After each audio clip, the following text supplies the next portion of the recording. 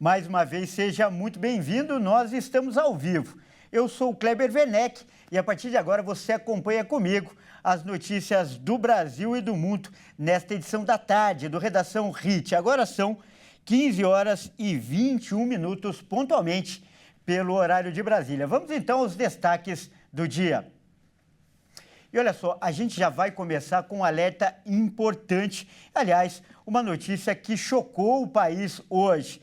Isso porque uma falsa pediatra, ela roubou um bebê recém-nascido do hospital, dos braços de uma mãe, em um hospital em Minas Gerais. A polícia encontrou a suspeita já em Goiás e ela acabou sendo presa. Vamos ver. Segundo a Polícia Militar, trajada como profissional de saúde e portando o crachá da Universidade de Uberlândia, a mulher entrou à noite na maternidade do Hospital de Clínicas da Federal e roubou uma bebê recém-nascida. Usando jaleco, touca, máscara, ela se identificou como pediatra. O pai, o motorista Edson Ferreira, contou que a falsa pediatra era muito bem articulada. Entrou no quarto, falou para a mãe da bebê que era pediatra e que ia levar a criança para alimentar. Minutos depois, o casal estranhou que a bebê não voltava, e então perceberam que ela tinha sido levada. Poucos instantes após o fato, a equipe do hospital acionou a Polícia Militar de Uberlândia e cedeu as imagens das câmeras de segurança requisitadas pela corporação. O vídeo mostrou toda a ação da mulher, do momento em que ela chega ao hospital com roupa de profissional até a sua saída, carregando a criança. A Polícia Militar foi encontrar a suspeita a 134 quilômetros dali, já no estado de Goiás, na cidade de Itumbiara. A suspeita, identificada como Cláudia Soares Alves, foi presa na mesma cidade. A recém-nascida está bem, segundo a PM. A polícia ainda confirmou que ela está cadastrada no Conselho Federal de Medicina, na especialidade de Neurologia e Clínica Médica. O delegado Carlos Fernandes, que apura o caso, afirmou que a mulher já era investigada por suspeita de mandar matar uma farmacêutica em Uberlândia, em 2020. O hospital informou que iniciou a apuração interna de todas as circunstâncias do caso e está colaborando com as investigações. Que caso, né, gente? Eu imagino que muitos pais e mães que nos assistem ficam perplexos e se colocam no lugar desses pais. Então, para falar mais sobre esse assunto que, como eu disse, chocou o país, nós vamos conversar agora com um especialista. O nosso convidado é o doutor Ariel de Castro Alves, ele que é advogado, especialista em Direito da Infância e Juventude e também ex-secretário nacional dos Direitos da Criança e do Adolescente, portanto, conhece muito sobre o assunto. Boa tarde, doutor Ariel, seja muito bem-vindo, é um grande prazer recebê-lo aqui no nosso jornal. Boa tarde, Kleber, boa tarde a todos os telespectadores da HIT, é um prazer falar com vocês, apesar do tema certamente não ser nada prazeroso, um tema que mostra a situação gravíssima da nossa infância no Brasil. Com certeza, aproveitando até esse gancho aí que você deixou, esse caso mostra a vulnerabilidade dos hospitais no país. Afinal, a mulher que levou a criança agiu sozinha e, por ser médica, ela conhecia bem o funcionamento da unidade de saúde e não teve dificuldades para sair de lá com o recém-nascido. Então, eu queria que você comentasse esse detalhe primeiro. Sim, esse caso mostra essa vulnerabilidade a partir do momento que ela facilmente se passou ali como uma profissional de saúde, como uma médica, por isso ela pode responder pelo crime de falsidade ideológica e ter uma pena de até 5 anos de prisão. Além disso, ela deve responder também pelo crime de subtração de incapaz ou até de subtração de criança e adolescente, que no caso da subtração de criança e adolescente, as penas são mais graves. E nessa situação, nós temos a intenção da pessoa em querer manter a criança com ela ou querer entregar a criança para outras pessoas. Então, nesse caso, as penas são mais altas do que da própria subtração de incapaz. Então, o delegado deve analisar se ela simplesmente quis subtrair para depois, em seguida, devolver, ou se ela tinha intenção de fato de entregar para algum outro casal, para alguma outra pessoa, ou ela mesma manteria a criança. E daí, nessa situação, ela pode ter penas mais altas que são previstas no Estatuto da Criança e do Adolescente, até 6 anos de prisão. E, claro, mostra-se aí a vulnerabilidade e a falta de controle de hospitais, inclusive hospitais públicos. Então, é necessário também se intensificar o controle de acesso, de entrada, de saída,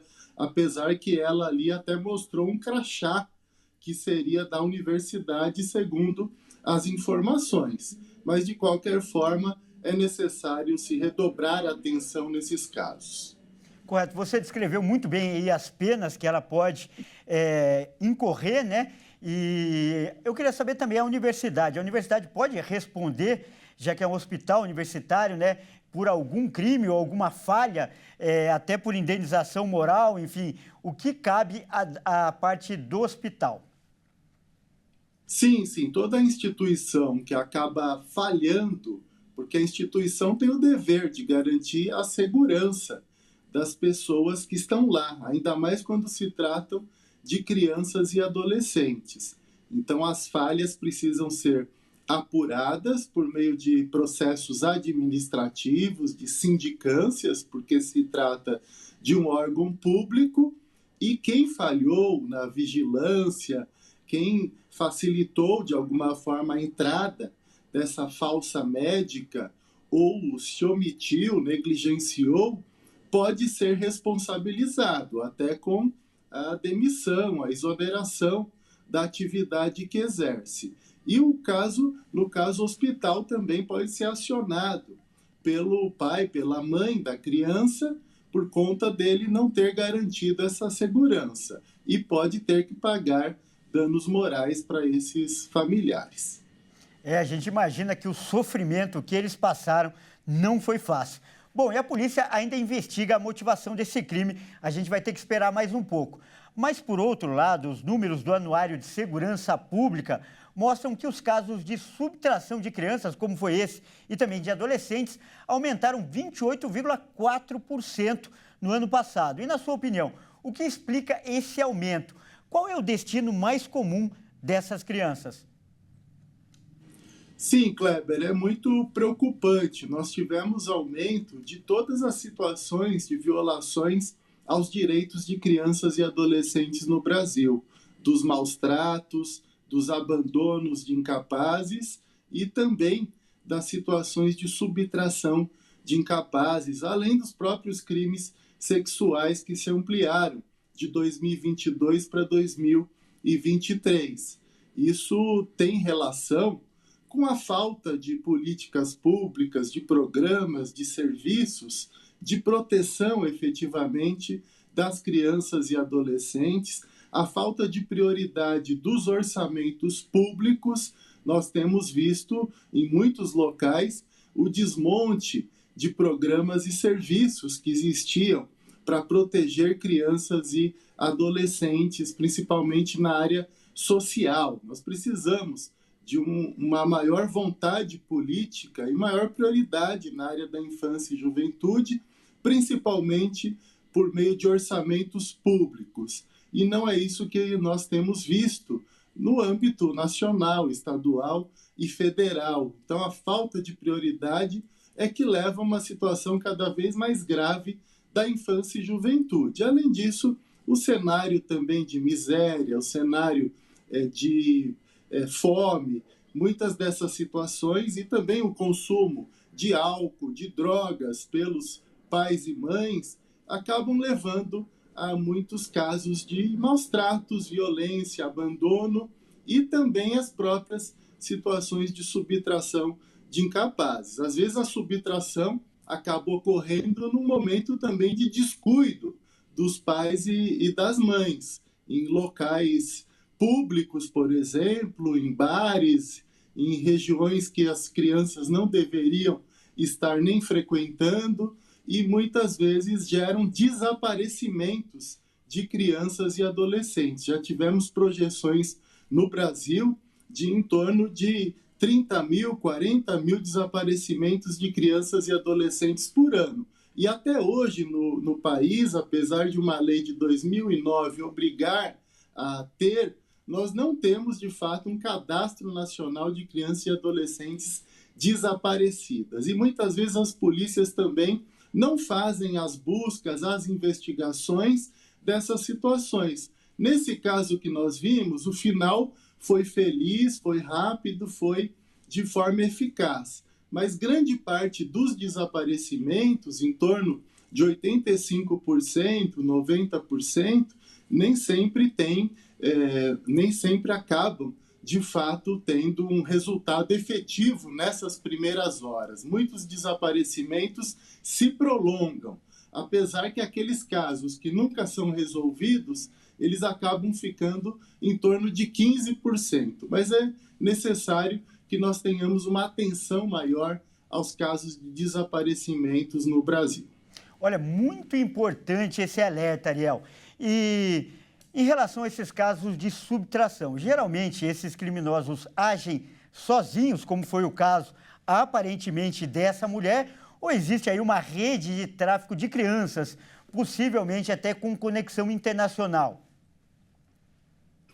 Às vezes nós temos situações que são de pessoas que queriam ter um filho, não conseguiram ter um filho e vai lá e faz a subtração, como vários casos que nós já vimos na própria imprensa, que vocês noticiaram, mas temos também aqueles casos de redes internacionais, que daí envolve até as adoções clandestinas, adoções internacionais com falsificação de documentos, e nós temos, de fato, o tráfico internacional de crianças e adolescentes. E em muitas situações, essas quadrilhas vão utilizar da falta de segurança nos estabelecimentos de saúde para que essas situações acabam se consumando. Então, é uma atenção necessária que o país precisa ter a essas quadrilhas de tráfico internacional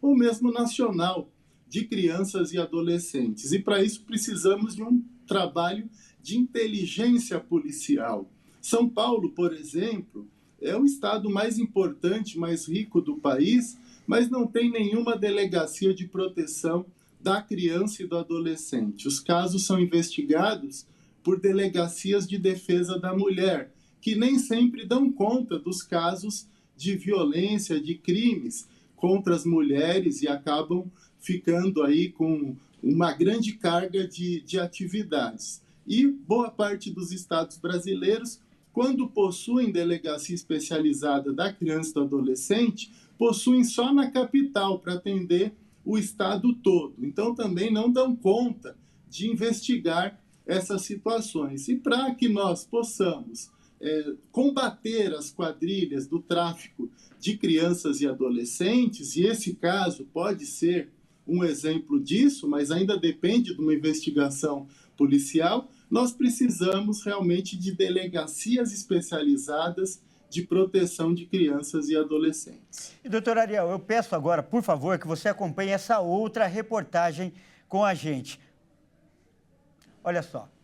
Em São Bernardo do Campo, no ABC Paulista, a polícia investiga o abandono de um bebê de 10 meses. A criança foi deixada dentro do banheiro de uma UPA e com um bilhete. Vamos ver. O bebê foi deixado no domingo em uma unidade de pronto atendimento no bairro de Baeta Neves, em São Bernardo do Campo, na Grande São Paulo. Câmeras de vigilância da UPA registraram o momento em que a mulher entra na unidade com o bebê de cerca de 10 meses e sai do local, 7 minutos depois, sem a criança. As imagens mostram que a mulher, supostamente a mãe da criança, entrou na unidade e se dirigiu ao banheiro, que fica na ala de espera. Logo na sequência, uma faxineira apareceu e entrou no banheiro com um saco de lixo em mãos. Ela saiu do local correndo e pedindo ajuda. 3 outras funcionárias da UPA foram então até o banheiro e saíram acompanhada da faxineira. Uma médica saiu com o bebê nos braços. No boletim de ocorrência, a funcionária da limpeza disse que achou o bebê enrolado em 3 fronhas de travesseiro e um moletom vermelho, ao ir trocar o lixo do banheiro. Ela chamou outros funcionários da UPA, que encontraram um bilhete com a criança que pedia para cuidar bem do bebê e para levá-lo ao médico. Após ser encontrado, o bebê passou por exames e foi constatada a idade de aproximadamente 39 semanas. Segundo a Prefeitura de São Bernardo, ele foi encaminhado para o Hospital da Mulher, onde permanece sob cuidados médicos. A previsão de alta é dentro de 30 dias. A suposta mãe do bebê ainda não havia sido localizada. É outro caso muito triste que aconteceu hoje e a gente volta a falar com o doutor Ariel para falar também, para comentar também esse assunto. Doutor, esse caso é tratado apenas pelo aspecto policial ou também social e até psicológico? A mãe passa por alguma avaliação, claro, caso ela seja encontrada? Kleber, é muito importante essa pergunta, esse esclarecimento. É bom ressaltar que o Estatuto da Criança e do Adolescente, ele prevê que a mãe ou o pai que querem fazer a entrega da criança para que ela tenha uma outra família, podem fazer, procurando as varas da infância e juventude.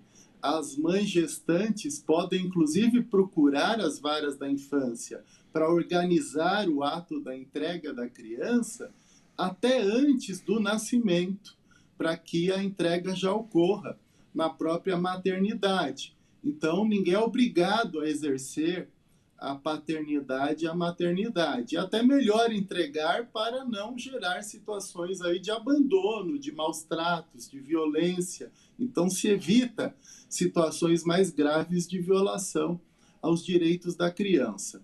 O abandono de incapaz, ele existe de fato e muitas vezes nós temos situações desse tipo. Essa mãe vai responder por esse crime de abandono de incapaz e por ser a própria mãe abandonando, também nós temos agravantes de pena nessas situações. Mas ela vai ter que ser entrevistada, ouvida por psicólogos, por assistentes sociais, pelo conselho tutelar, para se verifique a motivação.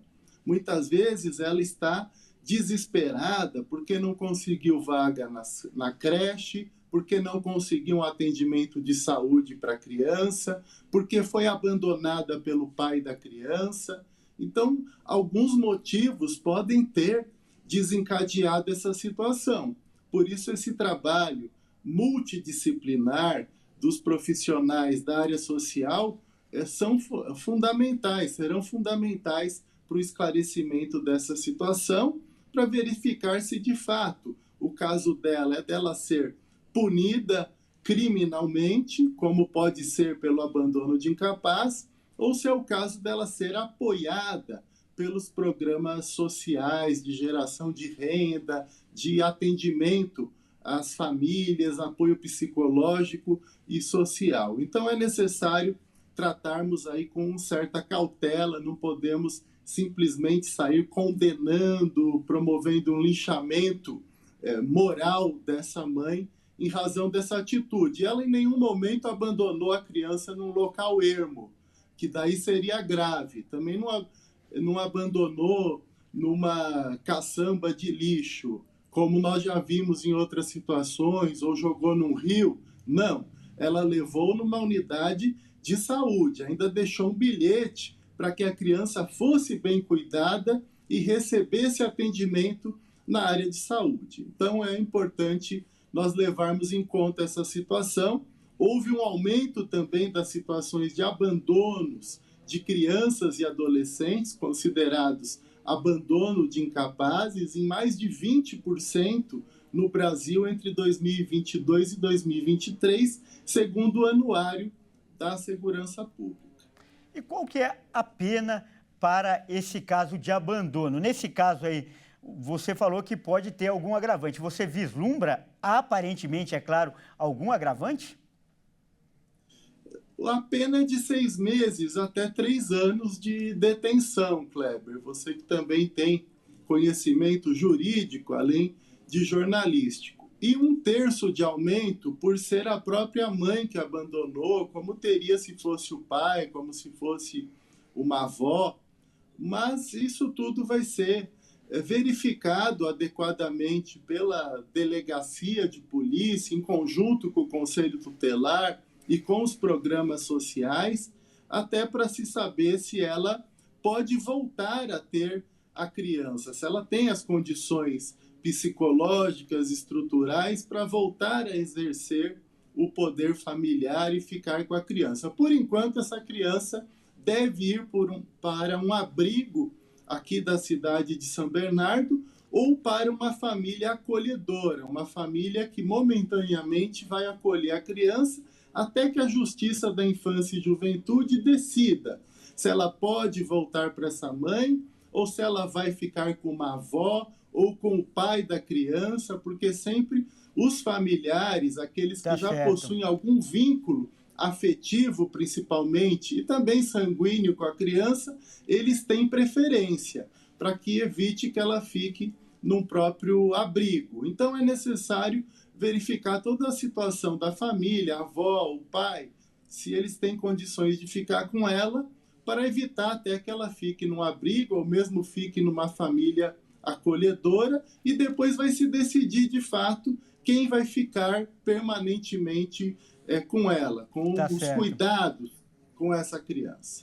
Tá certo, então nós acabamos de conversar com o doutor Ariel de Castro Alves, ele que é advogado, especialista em Direito da Infância e Juventude. Doutor, muito obrigado por essa participação em relação a esses casos, né, que, como eu disse, chocaram o país e também, né, emocionaram muitas pessoas. Mais uma vez, muito obrigado.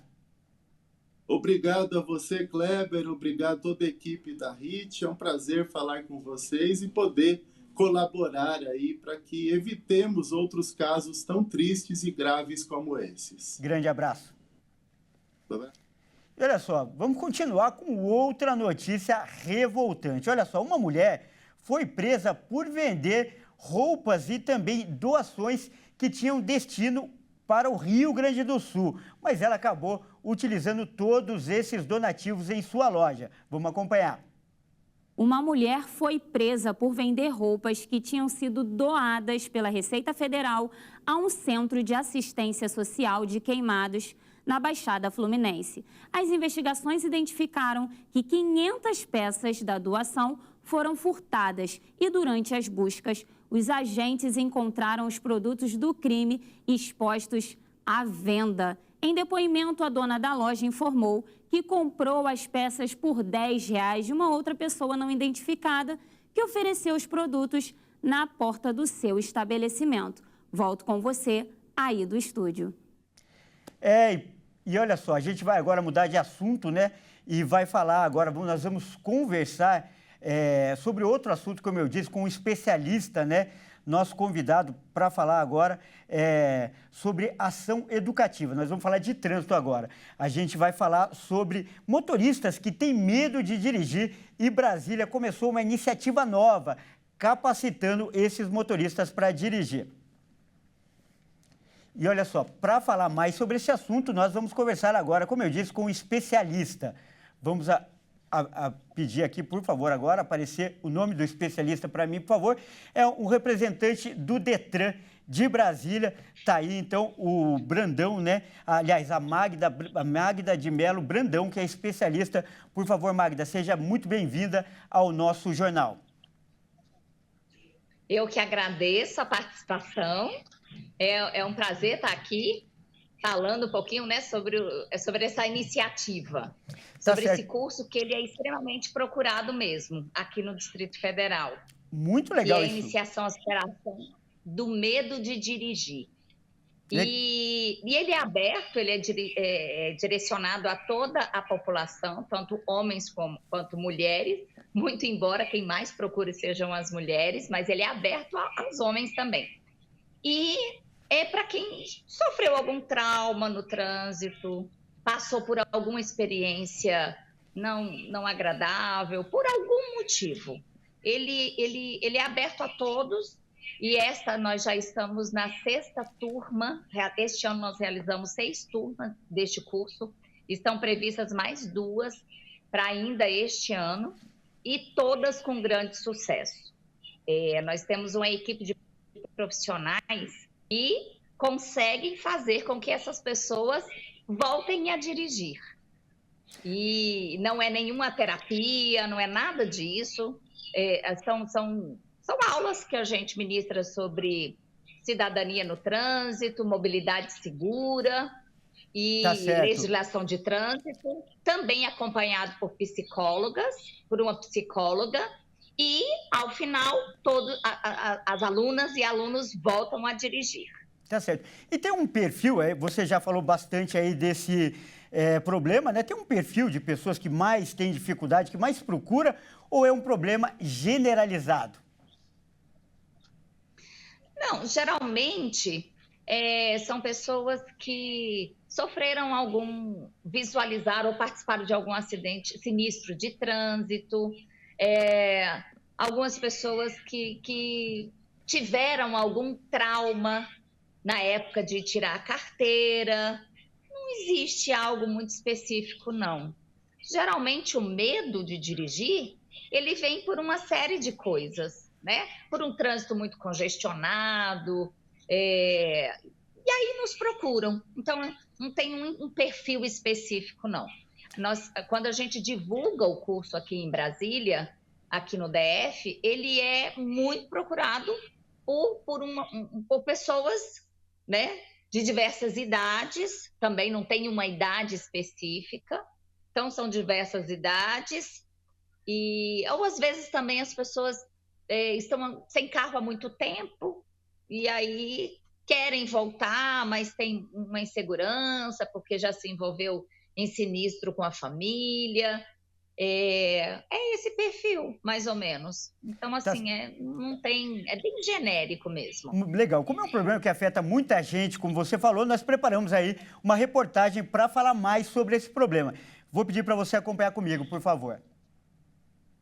Tarefas de rotina, como se deslocar até o local de trabalho, ir ao supermercado, levar os filhos na escola ou os pais ao médico, que são corriqueiras para a maioria das pessoas, podem ser um ato frustrante e tirar o sono de muitas outras.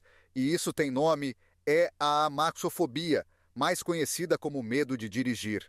Um levantamento da Associação Brasileira de Medicina de Trânsito, a Abramet, apontou que esta fobia está presente na vida de 6% da população com carteira nacional de habilitação. E conforme dados do Departamento Nacional de Trânsito, DENATRAN, significa falar de cerca de 2 milhões de brasileiros, de um total de 74 milhões de motoristas habilitados. A maioria dos casos é de mulheres, que respondem por 92% dos casos. As causas da amaxofobia podem ser multifatoriais e ter origem cultural, ambiental ou genética. A condição pode estar relacionada ao medo de sofrer acidentes, de não controlar o carro ou ainda de sofrer com os efeitos do julgamento pela forma como dirige ou de atrapalhar o trânsito. Muitos familiares dizem que é falta de prática e os motoristas vivem sob pressão para dirigir ou são alvos de chacota por não conseguirem. Com isso, passam a ter vergonha e criam desculpas para não enfrentarem a situação. A boa notícia é que esse medo pode ser tratado e deixar de impactar em diversas áreas da vida da pessoa. E olha só, então a gente volta a falar com a nossa especialista, né, representante do Detran, lá do Distrito Federal, e eu pergunto para você, Magda, esse problema, ele é essencialmente emocional, ele é psicológico ou ele é técnico? É a dificuldade que as pessoas têm mesmo em manusear, em conduzir com as dificuldades técnicas de um veículo? Pela nossa experiência durante o curso, pelos relatos dos estudantes, e abrindo um parênteses, né? Geralmente na reportagem ele aponta que as mulheres são as mais afetadas, mas eu diria que as mulheres são as que mais assumem e procuram resolver o problema.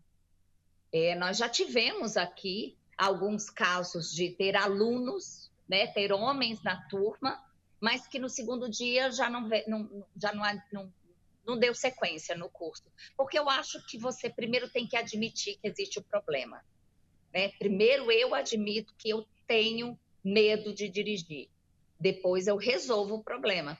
E aí, quando chega numa turma que 70% é feminino, então aí acaba desistindo. Mas afeta mesmo toda a comunidade.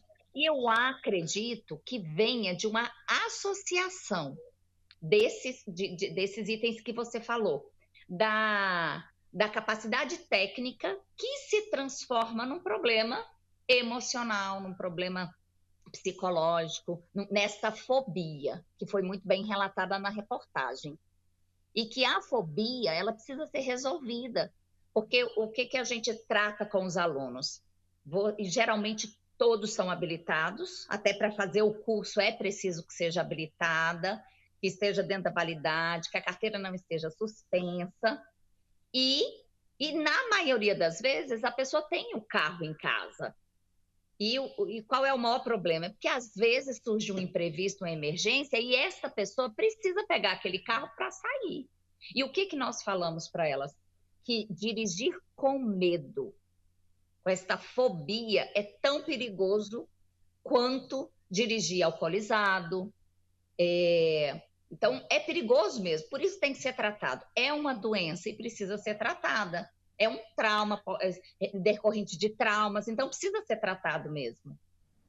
Tá certo, então, que excelente, que dica valiosa que você dá aí para os nossos telespectadores. Nós acabamos de conversar com a gerente de ação educativa de trânsito do Detran do Distrito Federal, a Magda Melo Brandão. Magda, mais uma vez, muito obrigado. Importantíssima a sua participação. Eu que agradeço a participação e tenham todos uma excelente tarde. Grande abraço. E olha só, eu mudo de assunto agora, porque agora é hora de falar de esportes aqui na edição da tarde do Redação Hit. E a disputa nos Jogos de Paris começou hoje. Então, vamos ao momento olímpico.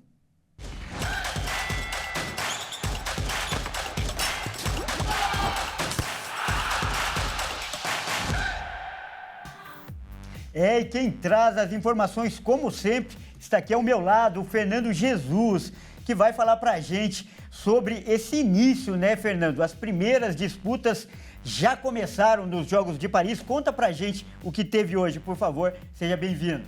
Muito obrigado, Kleber. Boa tarde para você e aos nossos telespectadores. A maior competição esportiva do mundo já começou com muita emoção, com jogos de rugby e futebol masculino. Vamos ver.